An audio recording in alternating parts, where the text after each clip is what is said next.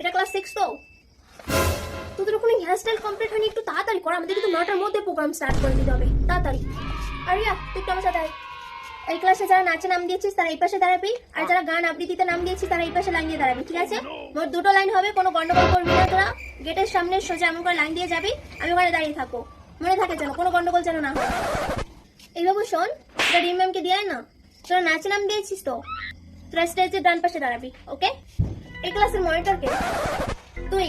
আচ্ছা শোন, তোদের ক্লাসে যারা যারা নাচে গানে নাম দিয়েছে তাদেরকে তুই একদম লাইন ধরে ধরে স্টেজের কাছে নিয়ে দাঁড়াবি, ওকে? এই তুই নাচে নাম দিয়েছিস না আবৃত্তিতে? আচ্ছা তুই একটা কাজ করবি, স্টেজে যে বাঁ পাশটা ওখানে তুই দাঁড়াবি, ঠিক আছে? ম্যাম আপনাকে অনেক সুন্দর লাগছে। হ্যাঁ কিছু বলে পাগল একটা।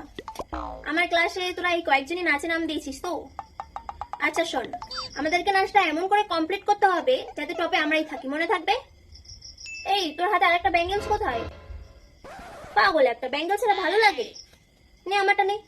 শোন, তোরা নাচটা ভালোভাবে করতে পারবি তো?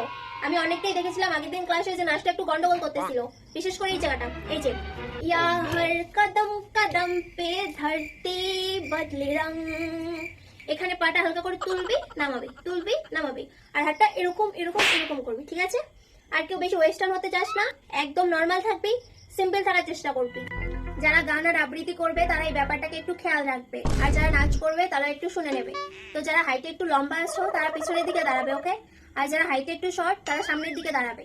তো এইভাবে তোমরা যদি পারফরমেন্সটা করো ভীষণ সুন্দর হবে। তো সবাইকে গুড লাক।